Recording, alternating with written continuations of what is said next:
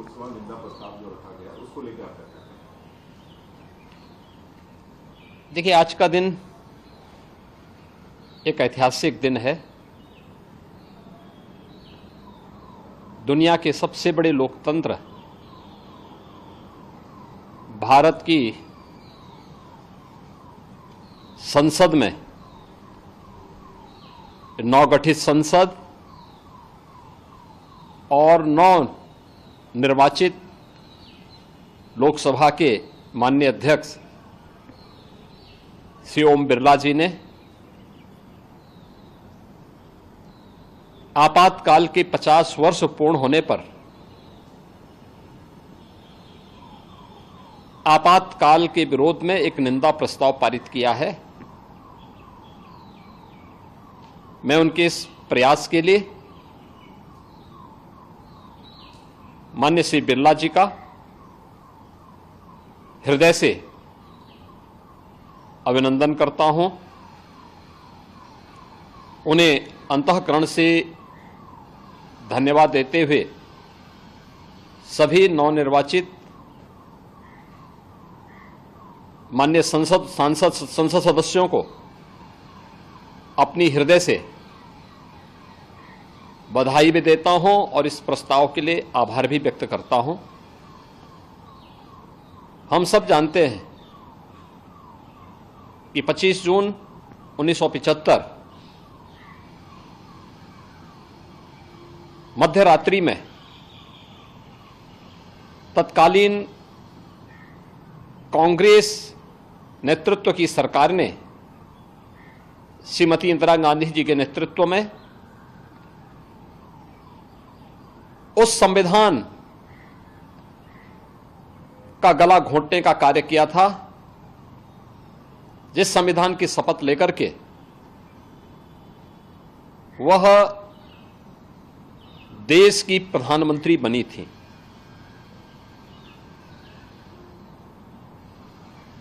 यह न केवल संविधान का गला घोंटने का उनकी प्रयास कुत्सित प्रयास थे, बल्कि एक प्रकार से लोकतंत्र की हत्या करने का प्रयास था। 50 वर्ष बीतने के उपरांत कांग्रेस के इस काले कारनामों को जनता तक पहुंचाना आवश्यक है। आज भारत की संसद ने वही कार्य किया है, क्योंकि कांग्रेस का वर्तमान नेतृत्व जिस तरीके से देश की जनता को गुमराह कर रहा था, संविधान के नाम पर, आरक्षण समाप्त करने के नाम पर, इसके लिए उनके काले कारनामों से देश की जनता को अवगत कराना अत्यंत आवश्यक है। और आज भारत की संसद ने वही ऐतिहासिक कार्य किया है। कांग्रेस भले ही चेहरे बदले हों, लेकिन आज उसका चरित्र आज भी वही अधिनायकवादी है, तानाशाही पूर्ण है। लोकतांत्रिक मूल्यों और संवैधानिक संस्थाओं पर आज भी उसका विश्वास नहीं है। और इसीलिए भारत की हर संवैधानिक संस्था को कटघरे में खड़ा करना, भारत के बाहर जाकर के भारत के लोकतंत्र पर, भारत की चुनाव की प्रक्रिया पर प्रश्न खड़ा करना, इनकी फितरत बन चुकी है। कौन नहीं जानता है कि कांग्रेस ने संविधान लागू होने से लेकर के 2014 तक 75 बार भारत के संविधान में संशोधन किए। कौन नहीं जानता है कि अनुच्छेद 356 का दुरुपयोग करते हुए 90 बार कांग्रेस ने विभिन्न राज्यों की सरकारों को, लोकतांत्रिक तरीके से चुनी गई सरकारों को बर्खास्त करने का काम किया था।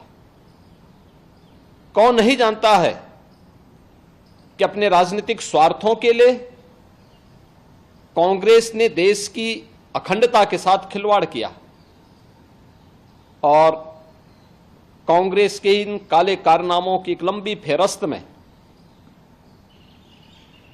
आपातकाल भी आता है।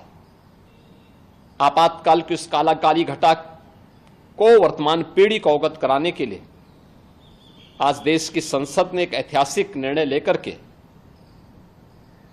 यह निंदा प्रस्ताव पारित किया है। ये सचमुच एक अभिनंदनीय प्रयास है, वर्तमान पीढ़ी को बताने का प्रयास है। मैं नवगठित संसद और नवनिर्वाचित लोकसभा के माननीय अध्यक्ष श्री ओम बिरला जी का इस साहसिक कदम के लिए हृदय से अभिनंदन करता हूं।